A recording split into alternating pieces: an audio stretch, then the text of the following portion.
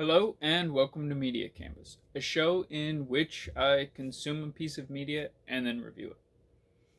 I had a few different thoughts for this month about what I was going to do. But at the time where I sat down to write up the review, there is one thing that's been fresh in my mind, and so I decided to put the other things off and go with this instead. That thing that's fresh in my mind is Pokemon Brilliant Diamond and Pokemon Shining Pearl, remakes of the Diamond and Pearl games for the DS.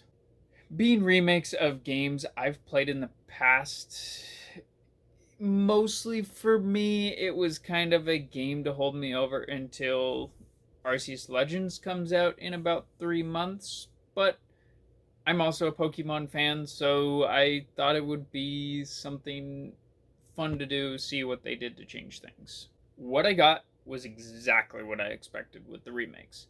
I went through basically the entire game making use of only my starter. It was exclusively the thing I used 95% of the time. I know about type matchups, and I explore a lot when playing the games to battle trainers on the routes, find new Pokemon, though there's nothing new in this game, so I didn't do quite as much just battling wild stuff for new things. But the point is, I was overleveled with my starter right up until the Elite Four at the end, but I'll get more into that little thing a bit later. My point is, the game didn't really do anything new for me, but it's on my mind, and here we are. Well, I haven't really done any of the shiny hunting or competitive breeding since there's no on competitive thing I'm doing anytime soon, and I can do anything really I want to in Sword Shield for competitive stuff, arguably a lot easier since I already have my breeding stuff set up. So, first of all, let's talk about the graphics.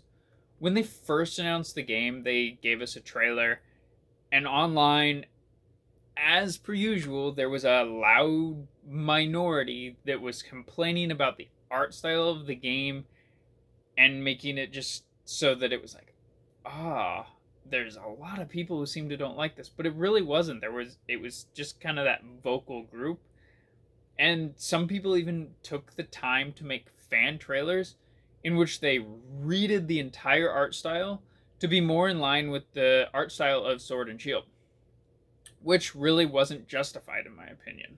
This is because they converted a 2D art style with a chibi overworld design into these incredibly well done chibi 3D models that convert pretty well from, the sprite chibi to the 3D chibi model to the character design in the battles, where you get a more detailed image of the trainers you're battling and your character.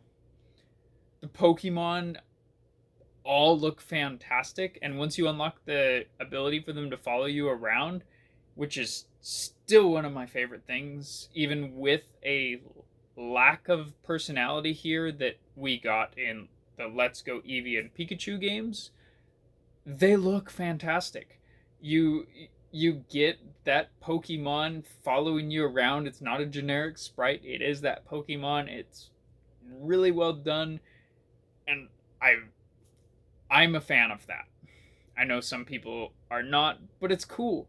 And I feel like going forward, they can work to add more of that personality we got in the Let's Go games in the future, because it seems like this feature's sticking around now, as we've had it in Let's Go, Sword Shield DLC, and now these games. The overworld art style has all the things that I really expect out of Pokemon games for appearance, and that's honestly that it's mostly bland routes and maybe a bit of side exploration filled with grass to allow wild encounters. And honestly, for Pokemon, that's completely fine.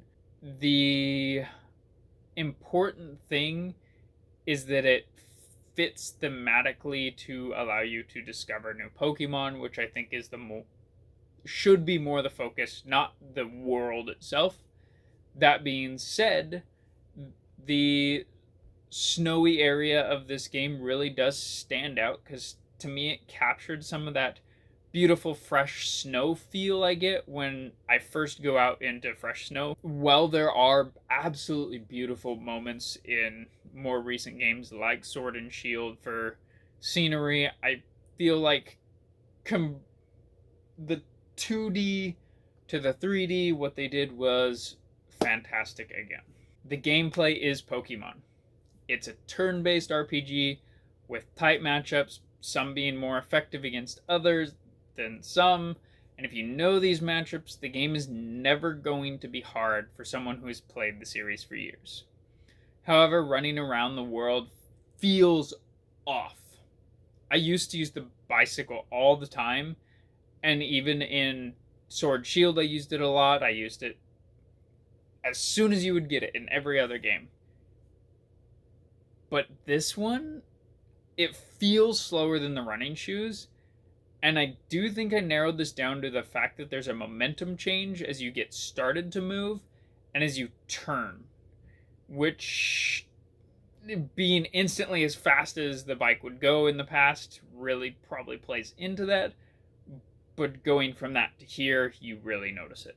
They really did their best to convert it to this game where you have 360-ish degree movement, but it doesn't quite work. And by 360-ish degree movement, I mean it's not really on a grid like the old games, but if you try to move at an angle, it doesn't quite move smoothly.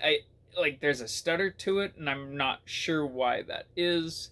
And maybe it's just me projecting something that's not there, but I feel it, and I have a feeling some other people do as well. Last is something I was struggling to realize until it was mentioned by someone else. This is the fact that the buildings, walls, and objects in the world are like super powered magnets. And by that, I mean your character will be moving near something, a building, an object, etc., and you catch on it and stop. Complete halt. You have to readjust your angle, and then you can move again. There are no new Pokemon this time around. Nothing to talk about there. They're Pokemon we've seen in the past, so no standouts to mention. Going back to being overleveled, like I mentioned before, it's something that just kind of comes naturally if you're not speeding through the game at a frenetic pace. Making sure to battle all the trainers and all that, but when you get to the Elite Four, suddenly they take quite the jump up, and you wind up in a very similar level range to what your Pokemon are. Which isn't a problem normally because type advantage and all of that. But this game made a choice that I learned about when doing a bit of reading into the game as a final step for the review. What we have for I swear it's the first time ever in this game, is an Elite Four that not only has held items, but the Pokemon they use are competitively built. This means that they are programmed to use actual competitive strategies and have maximized the important stats for each Pokemon. While this doesn't make the game hard, you still have your super effective steamroll through thing, fire type, hit them with water move, etc. I would certainly say it threw a wrench in my normal pace for Pokemon. Without really getting into the complicated competitive stuff that comes with that sort of thing and understanding EVs, IVs, etc., the only thing I can say is that more than likely just spamming the super effective move, like I mentioned before, will not let you just roll through the Elite Four. And this, obviously super effective is still gonna, smash through things, but there's just enough of a change where you can't just spam one button and blah, done. On top of the leaders not all having appropriate type. The fire guy doesn't actually have all that many fire Pokemon, weirdly enough. The change really is a double-edged sword for me, as it does add an extra layer for those who have played Pokemon for over 20 years like myself. But this could be the very first game for a 6-year-old, and if a 6-year-old makes it to the Elite Four, they're going to get stomped over and over and over. And that's not really a fun experience. So, for bringing new fans in, this has a set of problems. As far as remakes go, they give us the story we remember, but I find myself wishing they had done a singular remake and used the Platinum game as the base. I know they did the Diamond Pearl thing because of suckers like myself who will always buy both. With that being the thing, Pokemon and all that, I really want to love it.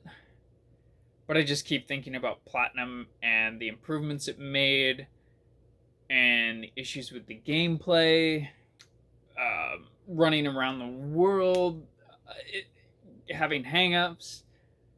I find for me, it's as I stated in the beginning, it's just a game to hold me over for a few months until the new Pokemon game. These things are the reason why I give Brilliant Diamond, Shining Pearl, Pokemon games I want to love a 2 out of 5 rating.